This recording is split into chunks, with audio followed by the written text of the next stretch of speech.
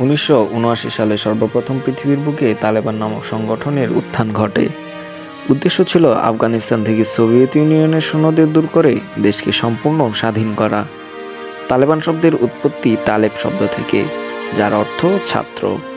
অর্থাৎ ছাত্রদের নিয়ে এই সংগঠন গঠিত হয়। 70 দশকের শেষের দিকে আফগানিস্তান দখল করে লিওনিদ ব্রেজনেভের নেতৃত্বাধীন সোভিয়েত ইউনিয়ন। ওই সময় সোভিয়েত সমর্থনপুষ্ট মোহাম্মদ দাউদ খানের সরকার ক্ষমতায় ছিল। তখন থেকে আফগান মুজাহিদিনরা সোভিয়েত বাহিনীর বিরুদ্ধে লড়াইয়ে নামেন।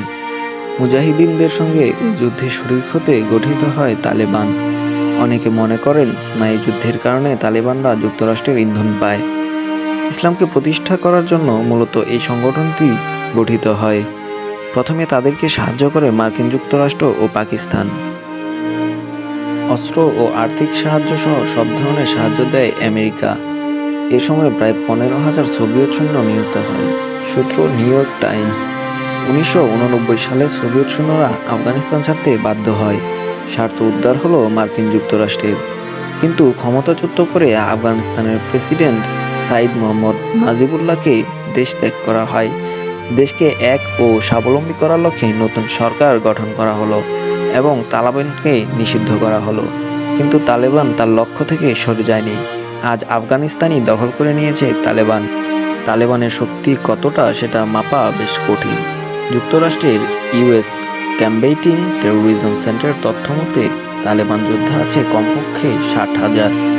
এদের সঙ্গে জঙ্গি গ্রুপ ও সমর্থক মেলালে সংখ্যাটা 2 লাখ ছাড়াবে। আবার তালেবান মানে একটি স্বতন্ত্র জাতিসত্তা, এমনটাও ভাবতে বারণ করেছিলেন আফগানিস্তান বিশেষজ্ঞ সাবেক ব্রিটিশ সেনা কর্মকর্তা ডক্টর মাইক মার্টিন। যুক্তরাষ্ট্র ও আফগানিস্তান সরকার প্রতিবেশী দেশ পাকিস্তান, ইরান এবং রাশিয়ার বিরুদ্ধে তালেবানের সমর্থন ও সহযোগিতা করার অভিযোগ এনেছে, যদিও তারা সবাই এটা অস্বীকার করেছে।